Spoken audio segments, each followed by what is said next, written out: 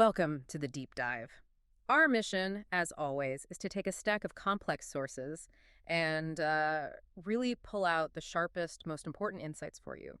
Today, we are plunging straight into a genuine automotive phenomenon, the battle for the title of Australia's most affordable electric car, pitching the BYD Dolphin against the MG4. And this isn't just about two new cars. I mean, this is a direct comparison where the stakes are incredibly high for you, the listener. The base models, the Dolphin Dynamic and the MG4 Essence, are often separated by, what, $100? It's basically nothing. They're positioned as the definitive economical alternative to, the champions like a top-spec Toyota Corolla Hybrid or a Mazda 3. That's the core of it, isn't it? So we're going to be analyzing everything, the specs, the actual ride quality, the controversial cabin tech, and crucially, the long-term ownership costs. We really need to figure out which one of these delivers on that promise of affordability and reliability, and maybe which one is just a better fit for your life. Exactly. If you're ready to make that switch from petrol, understanding the trade-offs here is essential. You've got the MG4's driving dynamics versus the Dolphin's. Well, clever tech and efficiency. Let's start with the hard numbers. Okay, let's do it. So unpacking the core specifications. On paper, they look almost like twins, right? Both are compact C-segment hatchbacks around 4.3 meters long, puts them squarely in that small car class, and the boot space is effectively identical. 350 liters for the MG4, 345 for the Dolphin. Both are on these dedicated EV platforms, which, means more interior space because the battery is just flat under the floor. They do look similar, but that's where it gets a bit deceptive. The moment you see them side by side, or definitely when you drive them, you notice the differences. The sources all point out that the MG4 is notably wider. And that's great for shoulder room, especially if you're trying to squeeze three people in the back. Okay, so the MG4 is wider. Right, but the Dolphin's a bit taller. It has more of that sort of monovolume profile. It's really trying to maximize headroom and give you that airy cabin feel. It's a little bubble-like in its shape. Okay, but the thing that really jumped out at me from the sources was the weight. The BYD Dolphin is 152 kilograms lighter than the MG4. That feels huge in a car this size. Why are they so different in mass? That difference is really significant, yeah. And it's mostly down to manufacturing choices and the battery configuration. That 152 kilo saving is almost certainly the reason the Dolphin claims better energy efficiency. In real-world testing, the Dolphin averaged 14.9 kilowatt hours per 100 kilometers. The MG4 was noticeably thirstier, coming in at 16.2. So that efficiency difference means the Dolphin can get away with a smaller, lighter, and cheaper battery to get a similar range. That makes a great case for the Dolphin as just a city commuter. But if you're looking for performance, the base MG4 is the immediate winner, isn't it? It hits 100 kilometers an hour in a pretty quick 7.7 seconds. The base Dolphin, by contrast, only has about 70 kilowatts of power. It's quite a bit slower. That's true for the entry-level models, yeah. But this is where it gets really interesting if you can stretch your budget just a little bit to the premium versions. The Dolphin Premium actually matches the MG4's power output at 150 kilowatts. But because the Dolphin has superior torque, we're talking 310 newton meters versus the MG4's 250, the Dolphin Premium is actually quicker. It claims a 0-100 time of 7.0 seconds flat. So wait, the Dolphin can win the acceleration war, but only if you buy the more expensive one, which kind of cancels out that initial price advantage. I mean, you have to choose what you care about more, the absolute lowest price or the fastest acceleration. Precisely. And that theme of wildly different choices continues inside. The cockpit is where these cars really establish their completely separate identities. If the outside is a bit confusing, the cabin experience is absolutely clarifying. Let's get into the tech and the design, because these cars represent two completely opposite philosophies. Yeah, one source described them as antithetical, and I think that's perfect. Yeah. The MG4 is very conventional, sensible, functional. It feels like a European hatchback. Everything is matte black, conservative, and it's exactly where you'd expect it to be. The BYD Dolphin, on the other hand, is a whole sensory experience. It's quirky, tech-packed, colorful, and just full of these little design gimmicks. The biggest gimmick, of course, is that rotating screen. You get this massive 12.8-inch display that, at the touch of a button, it just swivels from portrait to landscape. And while you might think it's a novelty, having the map in portrait and then flipping it for a better Android Auto view it's genuinely useful. And beyond the swivel, the Dolphin just has more standard tech. The interface is really snappy, user-friendly. It's got these high-resolution cameras with a kind of interactive 3D view for parking, which is fantastic. And the sound system is just better. 2 extra speakers compared to the MG4's standard setup, which is a bit muffled. The sheer volume of standard features the Dolphin packs in is almost embarrassing for the MG4. I mean, even on the cheaper trims, you get, hey, BYD voice control, a panoramic glass roof, heated seats, and a heat pump, which is a huge deal for preserving battery range in the cold. That's just amazing value for money right there. The MG4 tries to counter that with conventional practicality. Its screen is intuitive enough, and crucially, it keeps some physical buttons for things like volume and climate. But the MG4 has its own set of really frustrating quirks, primarily that very strange, almost Tesla-like start procedure. Oh, yeah, the one that the reviewers found so unnerving. You get in, and if you twist the gear dial before the car's software has fully booted up, the Yeah, transmission goes into neutral and the parking brake just turns off. precisely. And if you're on a hill, you just start rolling backwards until the software finally catches up and the handbrake desperately slams back on. That's not just a quirk. That's, a moment of genuine terror that kind of undermines the whole sophisticated feel of the car. And we also saw notes about the MG4's climate control. That tiny 1 degree shift from 25 to 26 degrees Celsius can turn the cabin from comfortable into a sauna. It's a small thing, but it points to a lack of software refinement. For sure.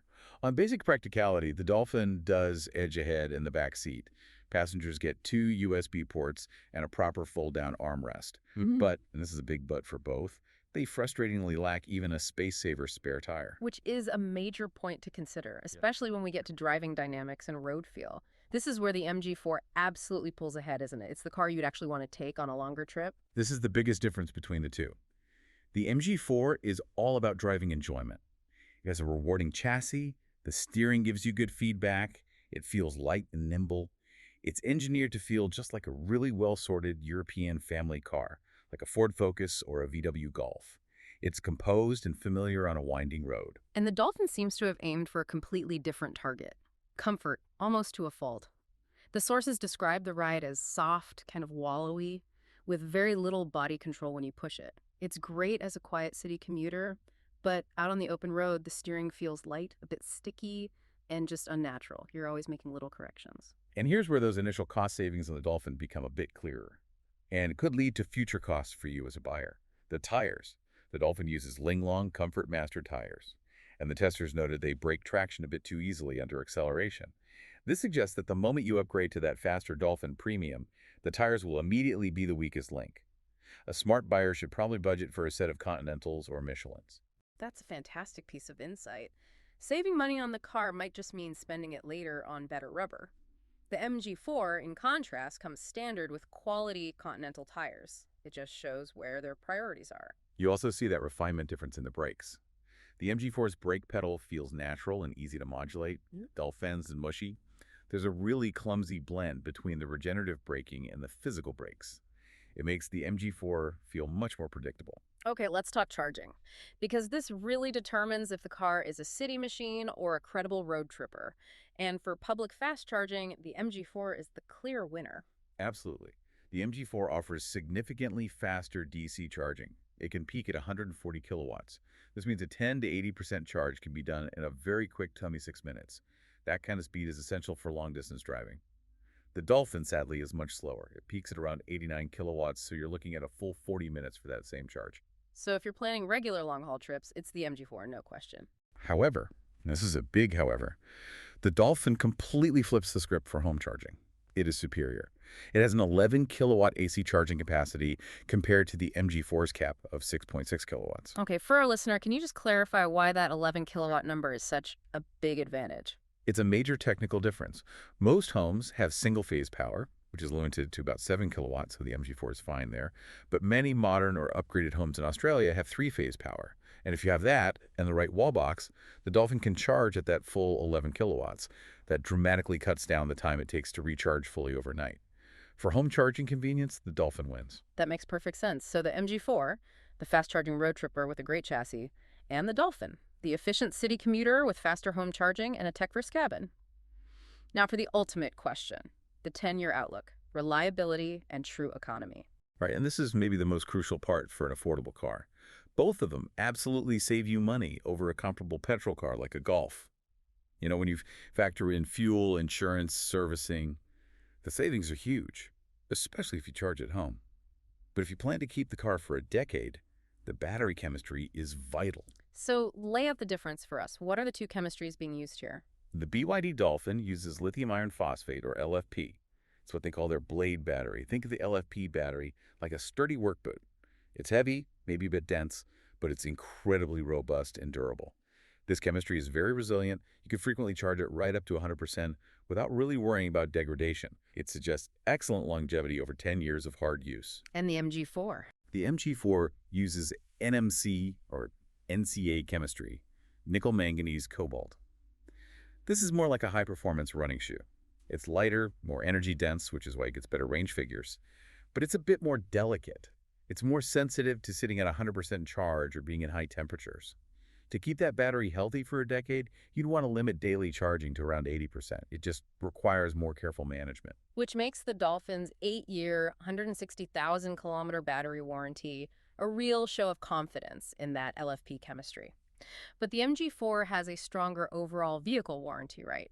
7 years, unlimited kilometers. Yeah, the warranty and service costs are really competitive. The MG4 has fantastic service intervals every 2 years or 40,000 kilometers. The Dolphin requires yearly checkups. They're both incredibly cheap to run compared to their petrol rivals. This all sounds like a slam dunk for savings, but here comes the financial risk the sources uncovered. We have to talk about that 3-year depreciation gap.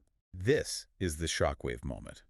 Both of these are new brands to the market, which means their predicted 3-year resale values are weak. We're talking around 48.5% depreciation. Now, compare that to a car like the Toyota Corolla Hybrid. When you factor in that huge depreciation hit on the EV, you're looking at a potential $7,500 gap against the Corolla over just 3 years. $7,500. That's a massive difference. That means the running cost savings you get from cheap electricity could be completely wiped out by that initial depreciation. Exactly. It reinforces one key point. The savings only truly materialize if you commit to the car for the long haul, say 8 to 10 years, and if you can use cheap home charging. If you only use expensive public chargers and then sell the car in 3 years, you lose the financial battle against a fuel-sipping hybrid. So what does this all mean? They're both reliable, they're both economical, but they demand very different things from you. Which one should the listener choose? It depends entirely on your priorities. If you're the kind of person who really appreciates driving enjoyment, wants that sophisticated European feel, needs maximum range flexibility, and requires quick DC charging for road trips, then you should choose the MG4. It's engineered for the enthusiast. And conversely, you should choose the BYD Dolphin if you prioritize that superior city efficiency, the faster 11-kilowatt home charging, the tech quirks like the rotated screen, and the long-term peace of mind from that really robust LFP battery. It is the champion for the urban commuter who is focused on maximum longevity. If we pull back a bit, the arrival of these two cars proves that affordable, competent EVs aren't some future promise. They are here today, and they are seriously challenging the established brands. The crucial question is no longer if you can afford an EV, but whether you're willing to manage the trade-offs, the charging infrastructure, and that financial risk of high depreciation to actually realize the impressive long-term savings that these cars promise. That is a fascinating dilemma for the modern car buyer. Pay a premium for guaranteed resale or commit to the long haul for true savings. Thank you for joining us on this deep dive into the world of affordable electric mobility. If you found these insights valuable, please follow the channel for more detailed explorations of the topics that matter most to you.